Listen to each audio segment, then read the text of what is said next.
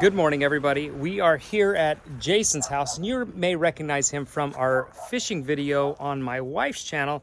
He took us out, showed us a good time, and now we are going to be working on a project at his house. Jason has this amazing brand new boat, but when they sell you the boat, you have the option of buying a trailer. The trailer is about another $10,000. It's worthwhile if you're going to be using it, but where Jason has his boat on the canal and the marina's right next to him, a used trailer is a worthwhile deal. So this one is a 2003 and the boat's a 2023. So there's a 20-year difference, and 20 years in sea life can really take a toll on things.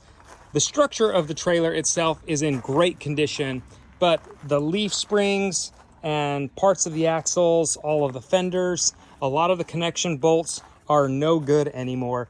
And going from $10,000 to $1,700 and a little bit of elbow grease is a worthwhile deal. We are going to be tearing apart this trailer, getting it prepped and ready to work just like new so that his boat can be pulled out of the water when it needs to be and can be transported when it needs to be. And we're gonna do that today. I was hoping when I got here this morning, I would smell WD-40 or some kind of penetrating oil, and I do. He has gone ahead and sprayed down almost all of the bolts that we're going to be pulling off with this Super Zilla, and I'm hoping a lot of them either break clean off or just come unglued like they're supposed to. Obviously, this is not an RV project, but one of the tools I carry in my truck whenever I go RVing is my heavy-duty mechanic-grade impact sockets, and I bring my impact wrench as well. He has one, so we'll work with both. But these sockets are worthwhile because they're big sizes and they can just handle such a beating. So I never go anywhere without those. Best case scenario is the bolts come undone. It doesn't matter, he's replacing all the hardware. But next best thing is that it actually breaks and just comes clean off. The third option for removing these bolts when they won't spin loose, they won't break loose, is cutting them off. And you're using just cutting discs and getting down. But we got to be careful because some of the material we want to salvage. Obviously, none of this guy, but that bracket that's all aluminum is really good condition, so we want to salvage that guy.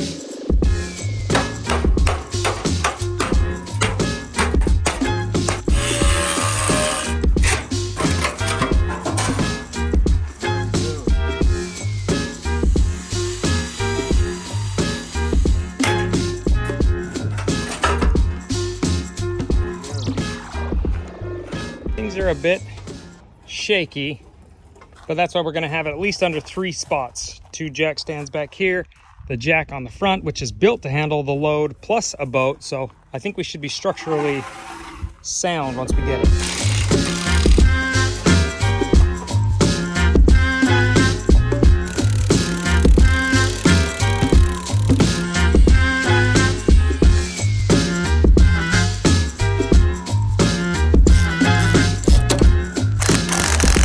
One-sixth of the way done.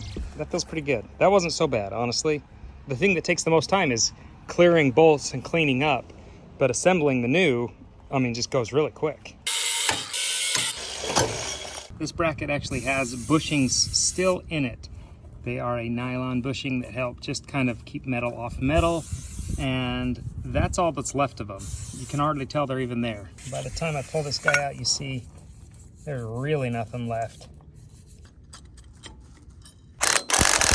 This side is completely torn apart and bolted back together. And now we're ready to start on the other side. Hey, this bolt came undone really well if you want to keep it. Whoever you bought the trailer from, they didn't want to replace the springs, just one bolt. So there's 2. Oh, there's a good one too, right there. See? Yeah. Holding this whole thing together. All 3 axles are cut. These bushings have been replaced and they're all put back into place. So now we just got to put the leaf springs on, and this side's done.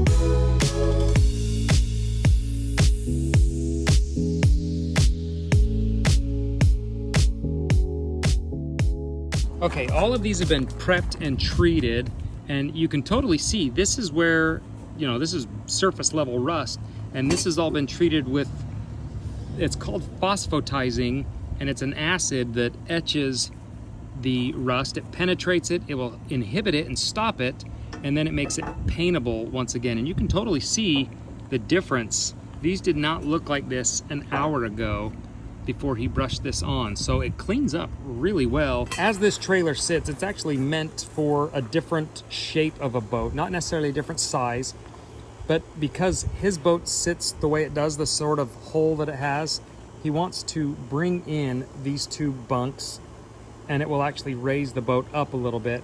It won't rest quite as hard on this one. This one is actually broken, I believe. And so he has the parts to replace this one as well. So right now we just need to know where these ones are at before we take them off. So we have our base guide for where we want these to sit once we change it. Luckily, the hardware is the same, so it just makes marking vital.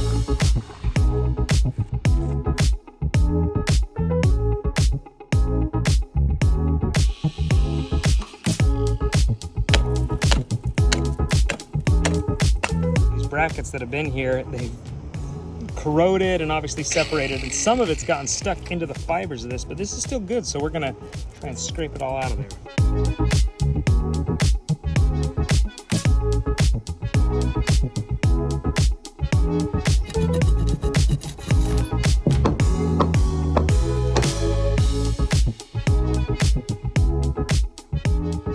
You guys, that is pretty much day one of rebuilding this trailer. We are gonna finish it up tomorrow. Last night, he made a lot of progress without me. He had gotten all the hubs all the way cleaned up, and then he put an enamel on them, multiple coats, cold galvanized on all the surface, the enamel on these surfaces, everywhere that was really corroded and starting to decay, I guess. He got coated just so it can hold up for another, hopefully another 20 years. The brackets that we have didn't quite match up on bolt holes, at least for how the board or that runner needs to sit. So we're having to match them up. We're going off of the new ones because these ones match the board heights. So we're just putting them in place and drilling straight through as they're in place, which is kind of nice.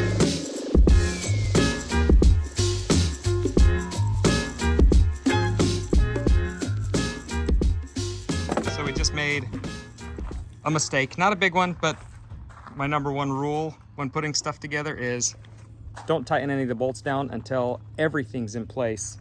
And we were just too excited because these two lined up perfectly. So we cinched them down and we're like, let's go. And then these ones wouldn't. So we're having to undo these ones. So that's why that's my rule.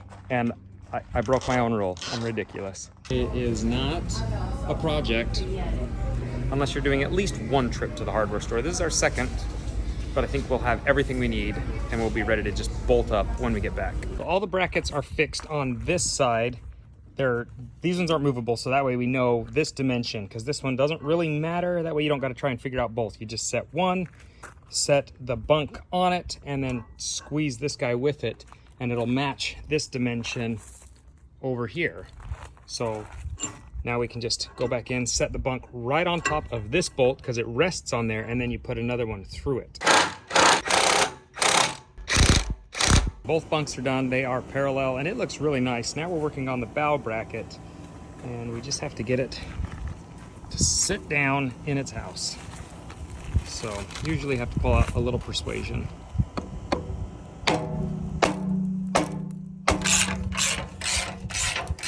That's a tippy trailer, which means it's off the jack stands and ready to come onto the ground on its own force.